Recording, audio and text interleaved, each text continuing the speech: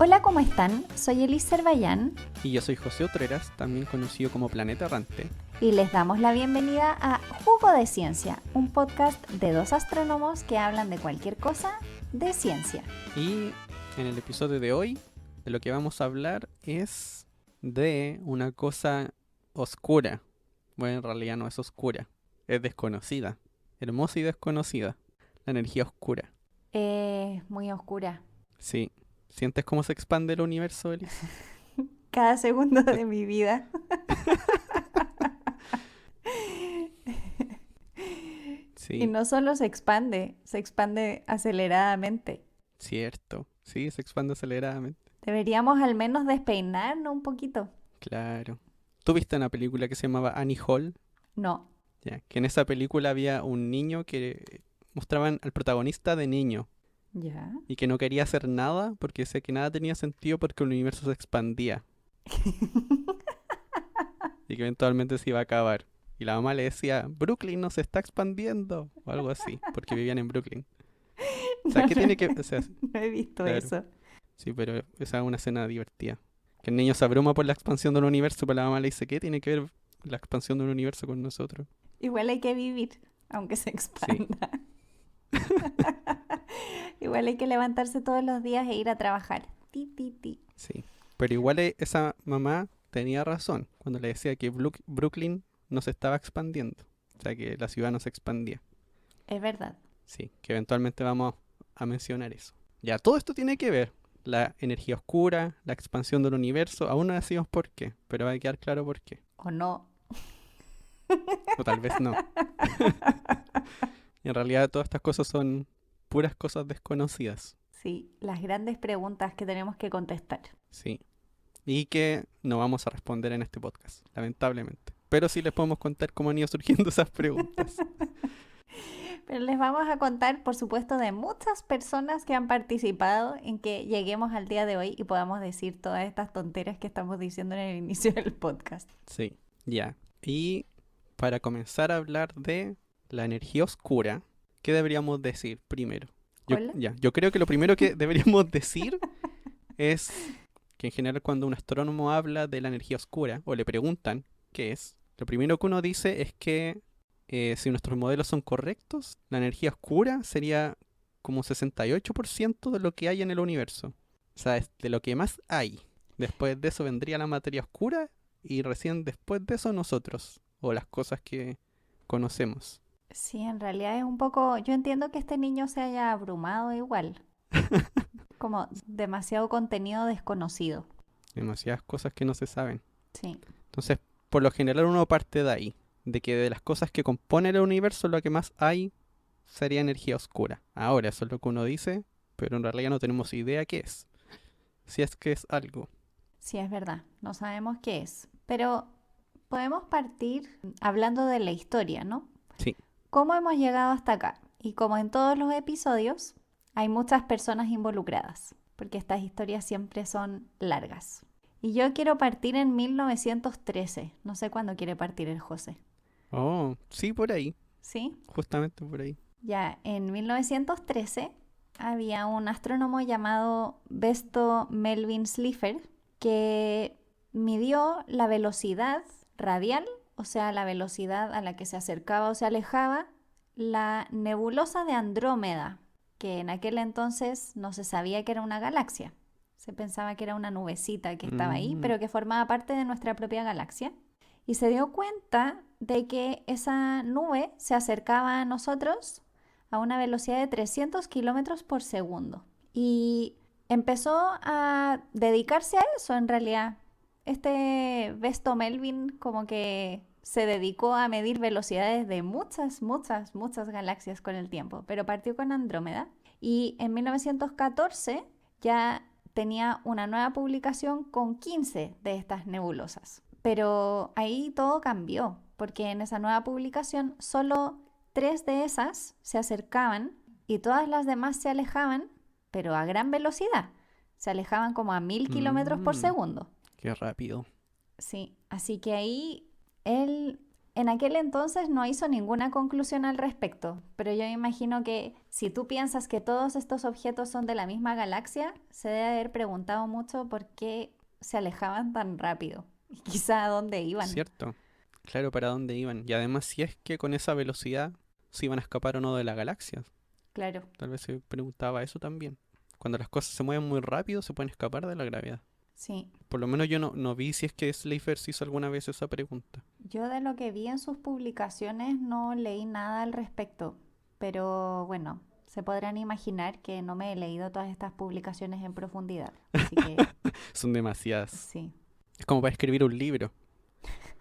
Sí, de hecho. Bueno, y de ahí a quién saltamos. De ahí yo saltaría a Albert Einstein. ¡Qué raro! Nuestro amigo Albert en un episodio más. Aparece, como siempre, en otro episodio, el mismísimo Albert Einstein.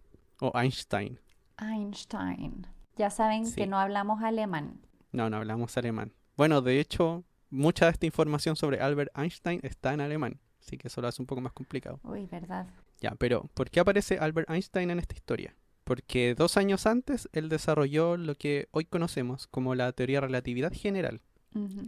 que nos cuenta que el espacio-tiempo es una sola cosa, o sea, el espacio no se separa del tiempo, y que éste se deforma por la energía y la masa de los objetos. Y al deformarse, eso hace que los objetos se muevan en líneas curvas, que son las trayectorias que uno ve. Así que, en resumen, lo que nos enseñó Albert Einstein fue que la masa y la energía curva el espacio-tiempo y el espacio-tiempo le dice a las partículas cómo moverse. Ujú. Y eso es la gravedad. Pero lo que quiso hacer después Albert Einstein fue aplicar estos mismos conocimientos, pero ahora al universo completo. Lo que llamaba buscar como una solución al universo dentro de su teoría. No quería nada. No, pues no quería nada.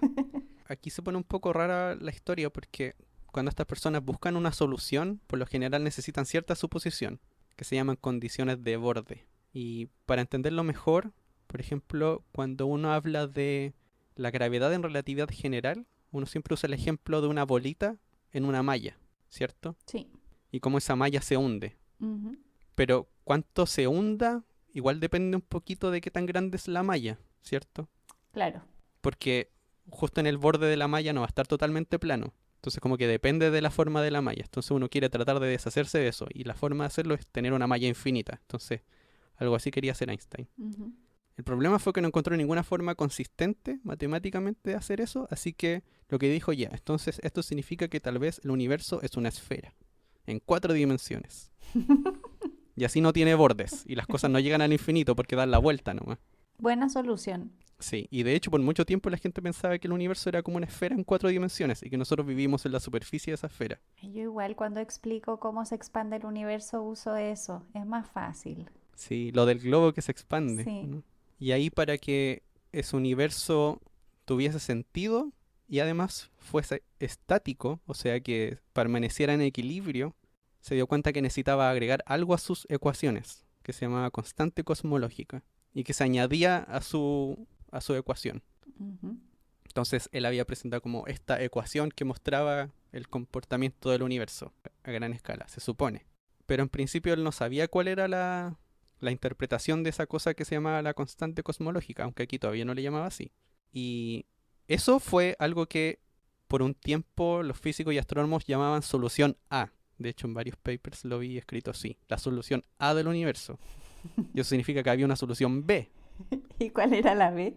La solución B era de otra persona que se llama Willem de Sitter, Ujú. que propuso algo parecido a Einstein, pero con un universo que era prácticamente vacío, Mm. que era un universo vacío, pero tenía la constante cosmológica. Y igual es raro, porque es un universo vacío, y era una solución B, y el universo no está vacío. Ujú. Pero dicen que a algunos astrónomos les gustó esta idea de Sitter, porque cuando uno veía lo que pasaba en ese universo que proponía de Sitter, las galaxias más lejanas parecían tener velocidades más grandes. Y eso voy a explicar un poco por qué esas galaxias que había visto Slipher se alejaban tan rápido. Claro, pero también en aquel entonces todavía Slipher no sabía que eran galaxias, no sabía que eran lejanas. No, todavía no había una conexión. Pero aquí aparece una primera cosa, que es como una forma de representar matemáticamente el universo, y esta cosa nueva, que se llama constante cosmológica. lo extraño de esta cosa es que apareciera una cosa nueva, porque significaba que además de materia y de gravedad había una cosa nueva en el universo, o que podría haber. Ujú, Ahora lo que había que ver era si es que esta cosa se parecía a lo que nos decía la realidad o no. claro. Bueno, todavía en aquel momento había un gran desconocimiento del universo. Bueno, ahora también, pero antes más. Sí, Así que hablar como del universo vacío, el universo lleno, era en realidad, podías hablar de lo que quisieras un poco. sí, igual era muy libre. Pero fue ya en 1922 donde queda más claro estas cosas que estaban haciendo estas dos personas. Ujú. Que fue un ruso llamado Alexander Friedman, que lo que hizo fue encontrar una manera en que uno podía definir distintos tipos de universos, que tuvieran diferentes cantidades de materia, por ejemplo, y ver cómo cada uno de esos evolucionaba. Y lo que se dio cuenta él era que la constante cosmológica, esta que había agregado Einstein, al final te decía si es que el universo se expandía o contraía. Él fue el primero en hablar de que el universo cambiaba de tamaño. Mm, Pero la gente no estaba pendiente de eso, pues así que se olvidó un poco esta persona, mm. de Alexander Friedman. La gente se olvidó, pero hay una historia interesante con él, que años después, como de los 60, 70, algunos físicos rusos, cuando hablan de la expansión del universo, hablaban de Alexander Friedman como el que hizo que el universo se expandiera. Y era como un héroe soviético durante la Guerra Fría. Mm, Era muy raro. Y lo declaraban como el único descubridor de que el universo se expandía a ujú, través de las ecuaciones. Es una cosa medio política, eso sí. claro. Pero eso me llama la atención. Mm, De que para los rusos era como el único que importaba en esta historia realmente. claro. Bueno, tiene sentido, ¿no? Y desacreditaban a otra persona, que supongo que también la conoces, de la que vamos a hablar ahora. Sí. Algo que sucedió también en aquella época, en los años 20, es que tres personas, Herbert Curtis, Harlow Shapley y Edwin Hubble, finalmente se dieron cuenta de que esas nebulosas que estudiaba Melvin, que estudiaba Besto Melvin Slipher, eran galaxias en realidad. No pertenecían a nuestra propia galaxia, sino que eran objetos que estaban fuera de nuestra galaxia y la Vía Láctea no era única en el universo. Y eso cambiaba mucho la descripción de nuestro entorno, porque si la Vía Láctea no era la única galaxia y estaban estas otras galaxias, algunas quizás iban a interactuar con nosotros y otras no. Y ahí todas estas mediciones que había hecho Slipher empiezan a tener más sentido, porque en el fondo habían algunas que se acercaban, pero la mayoría de ellas se alejaban. En este grupo de personas está esta persona que decía José que los rusos desacreditaban, que era Edwin Hubble, ¿o no? Oh, no, No, yo pensé que era él.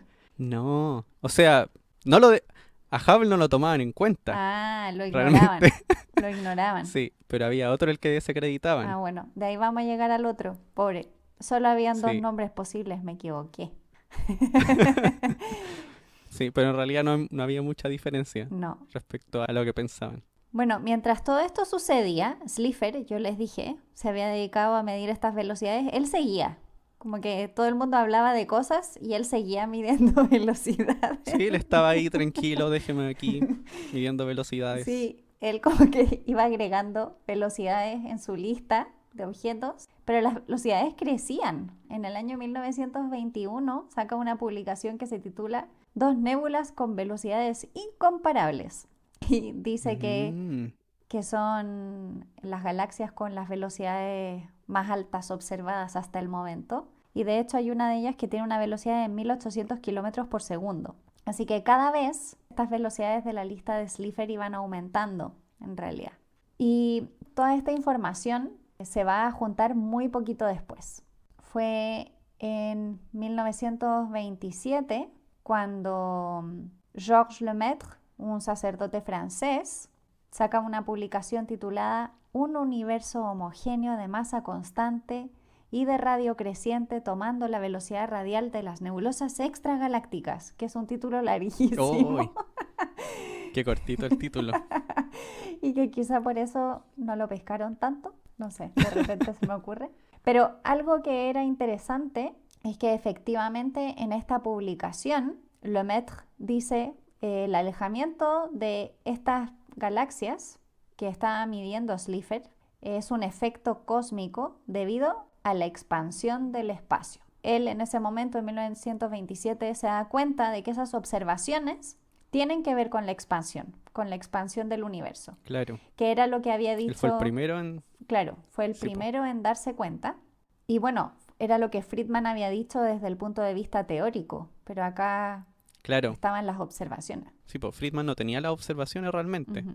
Él solamente mostraba desde el punto de vista matemático lo que le pasaría a un universo, pero él no estaba al tanto de todo esto que estaba pasando. Claro. Además que murió súper pronto, murió muy poco después de haber publicado eso. Mm. Y a Lemaitre le preguntaron varias veces si es que había conocido el trabajo de Friedman, Ujú.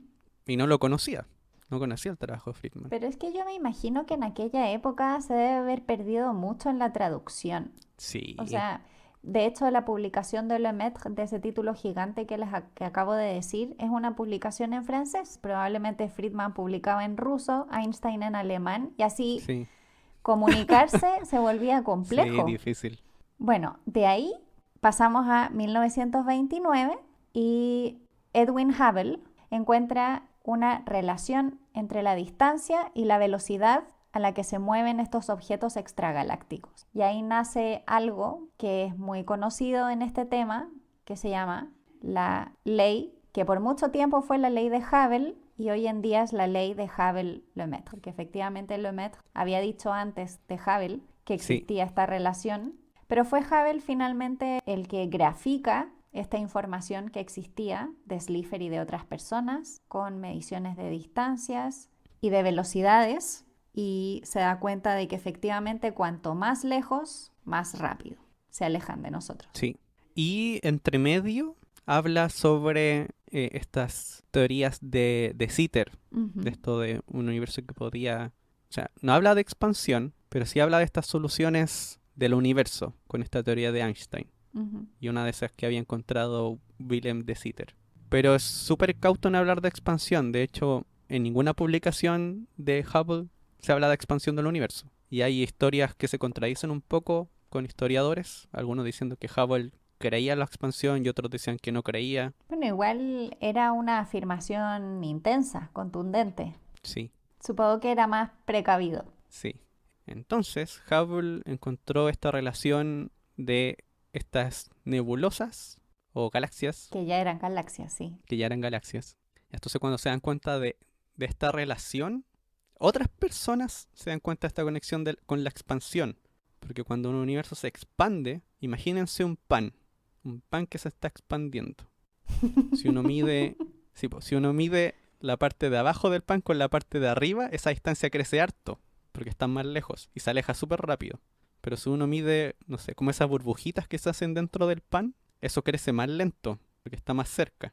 Y al universo le pasa algo parecido. O sea, uno mide que las cosas se alejan rápido, pero en realidad es porque están lejos. Claro. Y cuando se expande pareciera que la distancia entre esas dos se aleja más rápido que las cosas que ya están más cerca. Es como un gran queque el universo al final. Y cada galaxia es una pasita. Si es que le gustan los queques con pasa, ahí no sé. Chips de chocolate. Eso, un queque con chip de chocolate, claro. Y los chips de chocolate que estén más lejos entre sí se alejan más rápido que los que estén más cerquita. Y eso es algo que se demoró un poco Einstein en darse cuenta. De hecho fue como en 1931. ¿Harto tiempo? Sí, por lo que se demoró fue porque no estuvo al tanto tan rápido de este descubrimiento. Y por lo que dicen fue durante algunas reuniones con otros astrónomos, como con Arthur Eddington, que ahí ya se actualizó y al parecer abandonó por completo su idea de universo que tenía antes, que era un universo estático, y cambió el switch súper rápido para buscar una forma de explicar el universo que se expandía. Y con eso también trabajó con Willem de Sitter, que es esta persona que tenía esta solución B. Claro. Y también esto es por conversaciones con Lemaitre, porque conoció a Einstein. Solo que cuando Lemaitre habló con Einstein, antes de Hubble, Einstein le había dicho que sus cálculos eran correctos, pero su física era atroz. Eso le dijo. Pero ya después de lo de Hubble, ahí ya estaba más convencido de que el universo tenía que estar moviéndose. Y con esto desechó su constante cosmológica. Graso error. Graso error. Y ahora, ¿qué tiene que ver la constante cosmológica aquí? Lo que hace la constante cosmológica en las ecuaciones de Einstein es que el universo se expanda un poco más rápido. en tiempos posteriores. Ujú. Y a pesar de que Einstein se deshizo de esta constante cosmológica, que funciona como una especie de antigravedad, uno podría pensarlo en la ecuación. En realidad no es antigravedad, pero como una cosa que hace que, por ejemplo, va en contra de la gravedad de la masa en el universo, que trata de, no sé, que el universo se achique, Ujú. hace que se expanda un poco más rápido. Y aparecieron algunos problemas con estos modelos nuevos del universo. Porque, por ejemplo, estos nuevos modelos de Einstein predecían un universo que debería haber existido por 2.000 millones de años. Y ya se sabía que la Tierra tenía más edad que eso. Ujú. Entonces algunos astrónomos como Arthur Eddington dijeron, no debería eliminarse esta constante cosmológica, porque si uno la añade, eso permite en las ecuaciones que el universo haya existido por más tiempo. El problema, eso sí, era que si uno añadía eso, también significaba que la constante cosmológica era algo demasiado importante, como mucho más importante que la masa. Claro. Esta cosa que uno no conocía tenía un valor demasiado importante. Ya, y por mucho tiempo fue pasando esto, de que trataban de quitar la constante cosmológica, a veces lo podían hacer cuando comenzaban a mejorar los datos, pero después volvía a aparecer algo que le hacía necesitarla de nuevo. Entonces fue como una cosa que siempre estuvo ahí, molestando. Que igual debe haber sido inquietante tener algo tan importante en una ecuación y que no sabes lo que es, Sí, ni de dónde viene, ni por qué está ahí. Yo entiendo que hayan tenido como esa tendencia a querer quitarla. claro, porque lo difícil era poder justificar por qué hay que añadir esta constante, este número. Porque es un número nuevo al final. Claro, era como inventártelo. Claro, es Como, como, y le sumo 5 y funciona. claro, le sumo 5 y funciona, era un poco así. Bueno, de todo esto que estábamos hablando, sacamos que efectivamente en ese momento estaban más o menos convencidos de que el universo se expandía, al menos eso era lo que los datos mostraban, pero mencionamos que la ley de Hubble-Lemaitre se basa en la relación que hay entre la distancia a la que se encuentran los objetos y la velocidad a la que se mueven. Y como decía José, cuando están más lejos, se alejan de nosotros a mayor velocidad, simplemente por la distancia que hay entre nosotros y ese objeto. Entonces hay un gran descubrimiento muy importante en esta historia. En el año 1934, Fritz Zwicky y Walter Baade publican sobre el descubrimiento de unos objetos llamados supernovas. En aquel entonces las supernovas, por supuesto, eran desconocidas, pero se conocían las novas, que eran estos objetos que de repente brillaban mucho y luego bajaba su brillo, pero seguían viviendo, digamos. Y aparecían estos objetos nuevos, las supernovas, que eran parecidos, pero brillaban muchísimo más. Y de ahí el nombre. ¿Por qué estos objetos son tan importantes en la historia? Porque algo que se necesitaba para entender la expansión del universo era conocer muy bien la relación entre distancia y velocidad. Y la constante que relacionaba eso se llama la constante de Hubble-Lemaitre. La gracia de las supernovas es que como brillan mucho, se pueden ver en objetos muy lejanos. Entonces, las supernovas se empezaron a utilizar para medir distancias y se podían utilizar para medir distancias muy lejos, galaxias muy lejos, y que este gráfico fuera cada vez con mayor distancia y mayor velocidad, y ahí intentar encontrar el mejor valor para esta constante, que a día de hoy en realidad no sabemos cuánto vale. No. O sea, estamos más cerca, cada vez es un valor, todo como que va dirigiéndose hacia cierto valor, pero en realidad todavía hay discusiones al respecto. Y levanta muchas pasiones también. Sí, un tema muy sensible, sobre todo con los egos. Los egos de la ciencia. ¿Pero por qué dices Sí, eso, los egos de José? la Si en la ciencia. ciencia no hay egos. ¿No? Perdón, me retracto. Ya, Elis, ¿te parece si vamos a una pausa y después volvemos? Me parece muy buena idea. Ya, entonces ahora vamos a una pausa y luego volvemos con más energía oscura, que ni siquiera vamos a mencionar energía oscura todavía. Pero va a La llegar. historia era larga. Sí.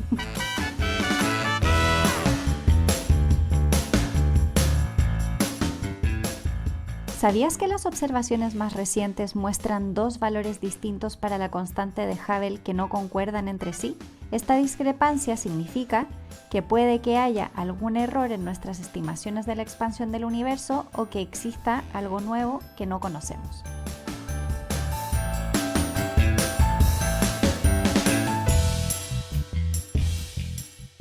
Y ya estamos acá de vuelta para hablar de energía oscura. ¿Qué nos vas a contar, José? Sí, les voy a contar preguntar sobre un ruso, que de hecho es uno de estos rusos que amaba a Alexander Friedman, que se llama Seldovich, que es un cosmólogo físico.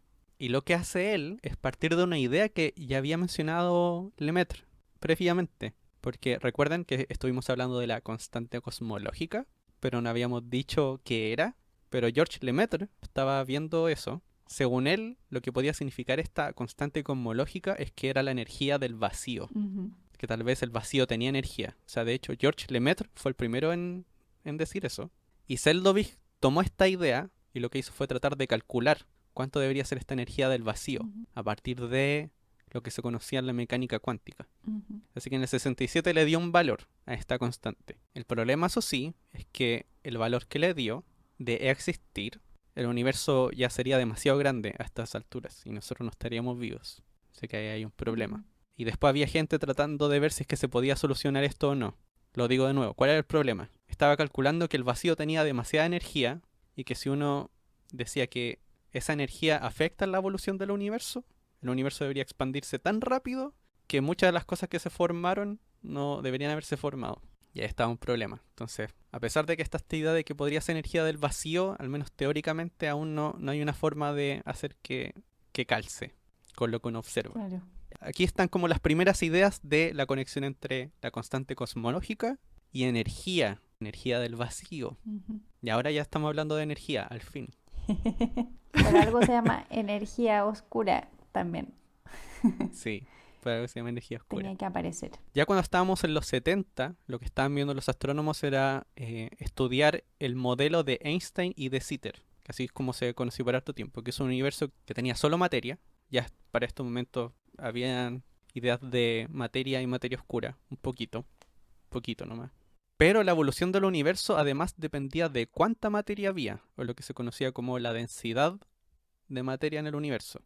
Y lo que decía además este modelo es que la evolución del universo dependía de la densidad de materia en el universo. Y dependiendo de cuánto tuviese, era qué tan rápido se iba a expandir en el futuro. Y lo que predecían por lo general era que el universo, su expansión, se estaba desacelerando, producto de la gravedad de la masa. O sea, eventualmente iba a comenzar a contraerse otra vez. Claro. Iba a caer sobre sí. Así que los astrónomos comenzaron a tratar de medir esta desaceleración, midiendo los tamaños de la galaxia, por ejemplo, o cómo iban evolucionando. Pero, por el 75 y 78, una astrónoma llamada Beatrice Tinsley comenzó a mostrar que si uno tomaba bien en cuenta la evolución de las galaxias, o sea que no todas las galaxias son iguales, sino que las galaxias se ven diferentes en el pasado y en el futuro. Si es que uno considera eso, había evidencia en los datos de que la expansión no estaba desacelerándose, sino que estaba acelerándose, de que estaba siendo cada vez más rápida. Y de hecho, habla específicamente de expansión acelerada del universo. Y habla de expansión acelerada revisitada, porque ya existía un poco esta idea antes, que era de hecho con la constante cosmológica. Porque la constante cosmológica, si es que existe, predice que el universo debería expandirse cada vez más rápido. Así que aquí es una de las primeras veces que encontré que ya se habla de que tal vez el universo se expande de forma acelerada. Eso es muy pronto. Sí, pero también es porque depende mucho de la medición de la constante de Hubble, que aún necesitaba mejorarse bien cuánto medía, o sea, cuánto era ese valor. Claro. Y ese era por lo general el problema, que era, no sé, mucho tiempo atrás. El valor era muy alto y decían, ya, para justificar este valor necesitamos la constante cosmológica. Pero después el valor de la constante bajaba y ya no lo necesitaban. Y después decían, ya, pero no explica esto, la volvemos a necesitar. Y después volvía a bajar el valor. O sea, cada vez iba siendo más pequeño lo que se medía. Igual hay que entender también que las mediciones de distancia que tenían eran malas. Tenían malas mediciones de distancia, entonces iban a tener un malo valor de constante también. Y se demoraron mucho en resolver el tema de las distancias. Todavía faltan muchos años. Uy, cierto. ¿Y qué va pasando después de esto? Bueno, más o menos en la misma época, como en los 70 y algo, alguien empezó a decir, las supernovas no se pueden utilizar para calibrar distancias, para medir distancias, porque no se pueden usar así nomás. Porque algo que no dije cuando hablé de las supernovas es que las supernovas tienen una variación de luz en el tiempo que es estandarizable. Las supernovas en particular, las de tipo 1A, que son una enana que está al lado de otra estrella y entonces la enana explota, porque hay transferencia de masa entre la chica y la grande. Si quieren escuchar un poco más de eso, creo que hablamos de eso en el origen, en el episodio de los elementos químicos. Ahí hablamos de las supernovas, un poquito más. Y este tipo de supernovas sube la luz muy rápido y luego desciende lentamente, pero siempre tienen la misma forma. Entonces, como siempre tienen la misma forma, en aquel entonces los astrónomos pensaban, si tienen siempre la misma forma, las usamos para medir distancias y las usamos de calibradoras. Pero fue Pskowski que en los años 70 empezó a decir que en realidad sí, o sea, tenían una forma parecida, pero había que calibrar eso. No podías usarlas para medir distancias sin corregir esas curvas de luz. Pero todavía se demoraron harto entre que lo dijo la primera persona y que finalmente se empezó a aplicar. ¿Y cuándo se comienza a aplicar? La relación se llama relación de Pskowski-Phillips, porque fue Mark Phillips en el año 1993 que publica un artículo donde dice que las supernovas no todas brillan lo mismo y que por eso no son estándar y que hay que corregirlas. Así que finalmente a partir del año 93 que esto se conoce ya como una relación y se empieza a aplicar. Y ahí es donde finalmente la expansión acelerada como que hace un boom, porque en el fondo logra arreglar ciertos problemas que tenían con las relaciones de la ley de Hubble-Lemaitre. Y bueno, motivado por esto de poder usar las supernovas para medir distancia, o sea, de usarlas como algo que uno puede conocer su forma y poder calcular qué tan lejos está viendo cuánto cambia su brillo en el tiempo, fue que en el 88 comenzó algo llamado como el Proyecto de Cosmología de Supernova, que está liderado por Sol Perlmutter. Chan, chan, chan. No. De Berkeley. Sol Perlmutter. Supongo que estoy diciendo, no sé si estoy diciendo bien el apellido realmente. Tal vez Sol Perlmutter. José, yo creo que No si nos preocupamos de eso, no podríamos grabar ningún episodio nunca más. Podemos aprovechar de disculparnos con todos los apellidos y nombres que diremos mal y que hemos dicho mal. Y en este equipo lo que trataban de hacer era usar estas supernovas 1A, vienen de esta muerte de enanas blancas, para medir la desaceleración de la expansión del universo. O sea, eso era lo que ellos querían buscar, medir qué tan rápido se estaba desacelerando. Plot twist. O sea, ese era uno de los equipos, pero también había otro equipo. Sí, estaba el equipo contrincante, que se llamaba... Es que el José lo dijo en español, ahora hay que decirlo en español también. Se llamaba el Grupo de Búsqueda de Supernovas a Alto Redshift. Ese grupo estaba liderado por Brian Schmidt, un astrónomo australiano. ¿Y también querían medir la desaceleración? Sí, también querían medir la desaceleración. Las cosas resultaron de otra manera, pero estoy segura de que resultaron de una forma que los hace muy felices. Bueno, ¿y qué fue lo que pasó? Bueno, tenemos que decir que además de estos dos grupos ambos se dedicaban en el fondo a estudiar supernovas lejanas, a grandes distancias. Pero cuando tú quieres estudiar la expansión del universo, necesitas tanto supernovas cercanas como supernovas lejanas, porque necesitas cubrir todas las distancias. Y ahí es donde Chile entra en juego. ¡Yay! Sí. Había un proyecto que se llamaba el proyecto Calan-Tololo, que estaba liderado por Mario Amuy, y este proyecto lo que observaba eran supernovas cercanas de tipo 1A. Y ellos lo que estaban haciendo era medir la constante de Hubble, en realidad, pero solo con supernovas más cercanas. ¿Por qué se llamaba Calan-Tololo? Porque utilizaban el telescopio blanco de Cerro Tololo, pero además habían muchos investigadores que eran del Observatorio Astronómico Nacional acá en Chile, Cerro Calán. Entonces se llamaba Calan-Tololo.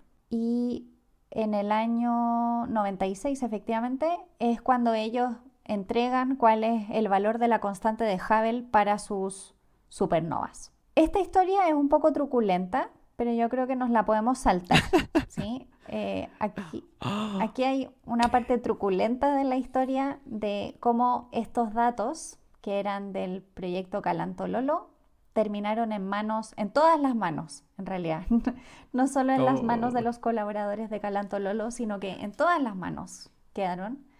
Y entonces fueron utilizadas por ambos equipos, por el equipo de Perlmutter y por el equipo de Brian Schmidt. Y eso hizo que ambos equipos llegaran a la conclusión de que el universo se expandía, pero no frenaba, se expandía cada vez más rápido, se expandía en forma acelerada. ¿Por qué ambos equipos utilizaron estos datos? Por lo que estaba yo recién mencionando. Ambos se dedicaban a observar supernovas a alto redshift, o sea, supernovas lejanas, pero les faltaba toda la parte cercana. Y el equipo de Mario tenía una súper buena cobertura, entonces con esos datos podían cubrir la parte que les faltaba para poder concluir eso. Sin esos datos no lo hubiesen podido lograr tampoco.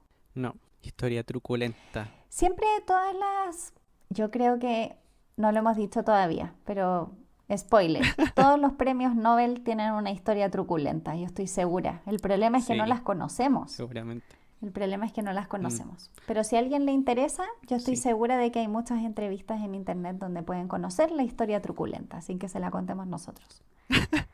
Bueno, yo por lo que estaba viendo cuando comenzaron a ver de que sus resultados mostraban que el universo estaba acelerando su expansión, en un principio estuvieron bien escépticos, porque esperaban encontrar lo contrario. Y esto es interesante porque esto muestra que, podríamos decir, lo común era esperar eso, pero como hemos dicho a través de la historia, igual habían indicios de que lo otro igual era posible, que igual era posible que el universo se estuviese acelerando en su expansión, pero aún no era totalmente aceptado. Claro. Y esto es ya lo que lo materializa mucho más. Claro, era evidencia directa en el fondo, tenían una muestra grande. Sí. Además, dos grupos independientes llegaban a la misma conclusión. Era un paso gigantesco. Bueno, y por algo les dieron el premio Nobel en el año 2011, si no fue porque estaban no haciendo nada, digamos. Cierto, le dieron el premio Nobel.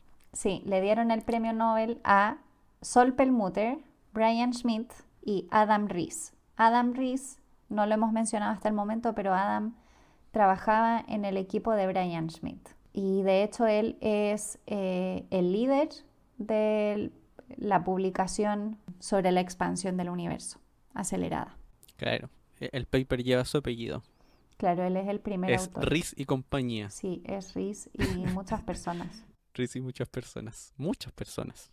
Oye, ¿contamos la historia de la placa o no? Sí, yo creo. Contemos la historia de la placa. Eso forma parte de nuestra vida, José. La historia de la placa. Sí, pues eso lo vivimos. Lo vivimos. Bueno, este premio Nobel fue en el año 2011 y tanto José como yo estábamos en el Observatorio Astronómico Nacional en 2011. José todavía no estaba en el posgrado. No llegué el otro año. Pero yo sí estaba. En todo caso, dieron el premio Nobel en 2011 y la placa se demoró. Tú ya estabas cuando pusieron la placa, ¿o no? Sí, ya estaba.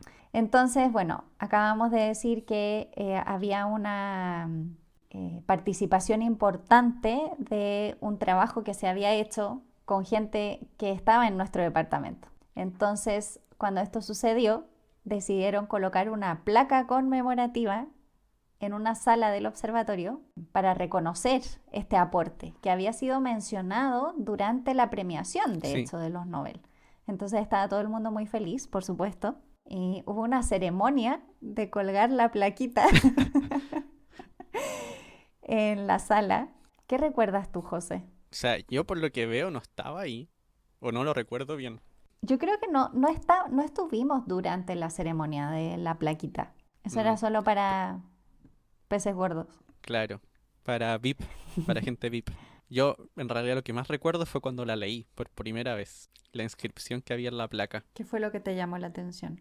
Bueno, porque la placa está escrita por Brian Schmidt, uno de los que ganó el premio Nobel. Y lo que decía era, si este fuese un mundo justo, compartiríamos el reconocimiento, algo por el estilo, decía. Sí, parece que Brian Schmidt, de hecho, no estaba muy contento con... bueno, ya lo hemos dicho en algunos otros episodios también cuando hemos hablado de Nobeles. Hay personas que consideran que los Nobeles deberían ser entregados a equipos grandes de personas. Lamentablemente los Nobeles están dirigidos a investigadores individuales, no a equipos. Y entonces en este sentido Brian Schmidt consideraba que habían muchas personas que deberían recibir el premio. Entre ellos, Claro. Mario Amoy. Bueno, y también fue durante este tiempo, de hecho fue en estos años, que recién se comenzó a hablar de energía oscura. Ujú. Porque ahora que ya nos dimos cuenta de que el universo estaba en esta expansión acelerada, ahí finalmente nos dimos cuenta que era necesaria esta constante cosmológica de Einstein. Claro, ahí ya no había opción. Claro, tenía que estar ahí. Y como habíamos dicho antes, estaba esta idea de que fuese energía, una energía del vacío. Ujú. O sea, no sabemos si es energía del vacío, pero sabemos que debería ser algún tipo de energía que cubra todo el espacio. Y que mientras el universo se expande, esa energía no se disperse. O sea, es como un centímetro cúbico de espacio siempre tiene la misma cantidad de energía, a pesar de que el universo se expanda. Como que no se desparrama la Es como energía. que fuera intrínseco. Claro, como que va unido al espacio-tiempo. A diferencia de la materia, que cuando el universo se expande, la materia se va desparramando Claro. y va quedando separadita. Y ahí fue cuando se comenzó a hablar del modelo cosmológico Lambda CDM. Que lambda es la letra con la que denominamos la energía oscura, Ujú. la constante cosmológica. Que es la letra que usó Einstein, Cierto, es la letra que usó Einstein. Usó la letra lambda. lambda mayúscula. Y CDM significa Cold Dark Matter o materia oscura fría, que es la otra cosa que también domina en el universo. Y que no tenemos idea. O sea, nuestro modelo de evolución del universo tiene el nombre de dos cosas que no sabemos qué son. Ay, ¿verdad? No lo había pensado. Es Sí, como sí, pues se ver llama... lambda CDM, es como los grandes misterios todos unidos. Sí, es como el modelo de las cosas que no sabemos. Solo falta meterle también El- qué pasa en el centro de un agujero negro. Y ya, Claro, pongamos el agujero negro a esta cuestión. Ya. ¿Y qué pasa? ¿Qué pasa ahora? Ahora lo que se trata de hacer es tratar de entender, por ejemplo, si es que esta energía oscura de verdad es una constante cosmológica, porque podría ser que no, tal vez no sea constante. O sea, a lo que me refiero es que tal vez cambie en el tiempo. Y si cambia en el tiempo, ahí los físicos pueden comenzar a inventar teorías desde dónde sale esta constante cosmológica, qué es lo que representa, si es que significa algo o no. ujú, Porque por ahora la llamamos energía oscura a esta constante, pero no sabemos realmente si es que de verdad es una energía o si en realidad es un número que va ahí nomás. De hecho hay gente que cree que es simplemente un número que va, al igual que la constante de gravitación universal, que en realidad no tiene ninguna... O sea, no se puede explicar con otra cosa. ujú. Hay gente que cree eso. Hay otras personas que creen que, no sé, tal vez existen multiversos. ¿Has escuchado esto, cierto? Sí, multiversos. Que no hay ninguna evidencia, pero son entretenidos de hablar. Sí, cierto. Pero está esta idea de que si es que existen los multiversos, tal vez hay infinitos multiversos y cada uno tiene una cantidad diferente de energía oscura. Y justo vivimos en el que tiene la cantidad de energía oscura suficiente para que el universo no se vaya a las pailas. Porque de lo contrario no estaríamos aquí haciendo este capítulo. Es verdad. Gracias, energía oscura.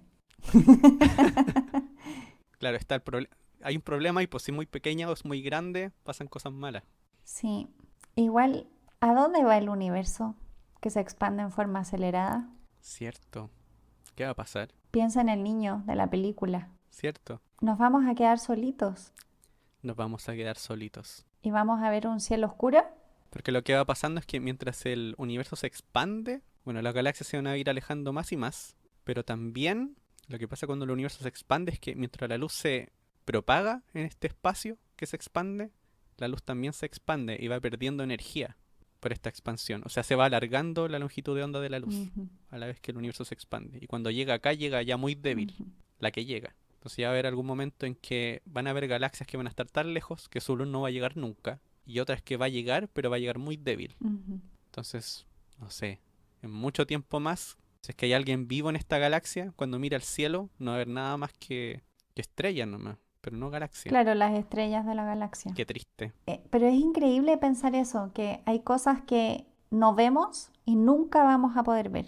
Y que cada vez vamos a ver menos.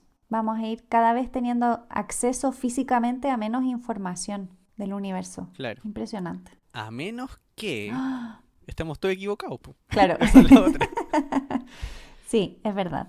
Hay gente que dice que es eso, que en realidad estamos en un lugar especial y que miramos en una dirección especial y que por eso medimos este tipo de cosas, que en realidad no es algo que Claro. suceda en todas direcciones. Pero yo creo que eso se va a resolver pronto. Sí, pero por ejemplo, aún si es que se lo preguntan, aún hay gente que cree que en realidad no existe ni la energía oscura ni la materia oscura y que está tratando de probarlo. Ujú. También ha aparecido gente que está diciendo, por ejemplo, que en realidad la energía oscura no existe y que prácticamente deberían devolver el Nobel. No, en realidad eso no lo dicen, pero seguramente lo piensan. Seguro que hay alguien que lo piensa. Sí, pero pasa con todo en realidad. También pasó con LIGO, con la detección de ondas gravitacionales. También había gente diciendo, no, en realidad no descubrieron nada. Hay que esperar a que pase el tiempo y a ver qué va El pasando. escepticismo igual me parece sano, sobre todo en cosas tan desconocidas como estas. Creo que es bueno que haya Claro, gente como diciendo, oye, igual tenemos que ir chequeando de verdad todo y no dar las cosas como por sabidas cuando en realidad no las sabemos. sí. Oye, pero dentro de estas cosas de la energía oscura hay una cosa que me da miedo. ¿Cuál? Que hay algo que tiene un nombre igual de oscuro que energía oscura, que se llama energía fantasma, que es una de las cosas que podría ser la energía oscura. O sea, le pusieron este nombre súper bonito, que te deja igual de confundido. Lo que pasa con esta energía fantasma es que el universo se expande aún más rápido que con una constante cosmológica. Y eso hace que eventualmente esa expansión sí comience a afectar a todo. O sea, en algún momento una galaxia se vería Tirar. destruida por la expansión. Y nosotros también. O sea, hasta la interacción de las partículas comenzaría a verse afectada por la expansión del universo. Porque cada vez es tan rápida en un momento que todo se separa, incluso nosotros. Nos vamos a desmembrar. Pero pasa tan rápido que en realidad uno no se daría cuenta, realmente. Igual faltan seguramente cientos de miles de millones de años, así que igual estamos salvados. Sí, pero esa es otra de las cosas que me da susto. Sí, igual tengo que decir que la explicación da susto, pero el nombre José entre energía oscura y energía fantasma es como lo mismo. Sí, la misma cuestión. No hay ninguna diferencia. Bueno, vienen nuevos proyectos que nos van a poder entregar como harta información. Es verdad que hay observaciones que se han hecho generalmente en cierta dirección, pero ahora que existen nuevos proyectos que mapean el cielo, se va a poder tener información en muchas más direcciones y poder, por ejemplo, descartar este tema de que estamos en un lugar especial, estamos mirando hacia un lugar especial. Y eso nos va a poder permitir entender mucho mejor el tema de la expansión acelerada y de la energía oscura, de qué es, de dónde viene. Y hay muchos proyectos que se dedican solo a eso, a energía oscura, que es su razón de ser. Sí, ojalá averigüen algo, por favor, para poder dormir tranquilo. ¿Te quita el sueño, José, no saber qué es la energía oscura? No, en realidad me quita el sueño pensar de que es tan rápido que en algún momento todo va a morir. Eso me da susto. Eso me quita el sueño cuando lo pienso. Hay que aprovechar todos los días, Ah, por si acaso. ay, yo ya no tengo nada más que agregar. Yo tampoco. Solo que ojalá, como dice José, descubramos cosas pronto y podamos actualizar este episodio. Pero yo creo que no va a ser tan pronto, lamentablemente. Sí, tal vez no sea muy pronto. Y con esto aprovechamos de recordarles que ahora nos pueden ayudar en Patreon y así nos pueden ayudar directamente a que nuestro podcast siga y sea cada día mejor. Y para eso pueden entrar a www.patreon.com/jugo de ciencia. Y recuerden que si quieren ponerse en contacto con nosotros, pueden seguirnos en redes sociales. Somos Jugo de Ciencia en Twitter, Instagram, Facebook, o también pueden escribirnos directamente a jugodeciencia@gmail.com. Esperamos que este capítulo les haya gustado mucho y nos vemos en el próximo. ¡Chao, chao! Chao.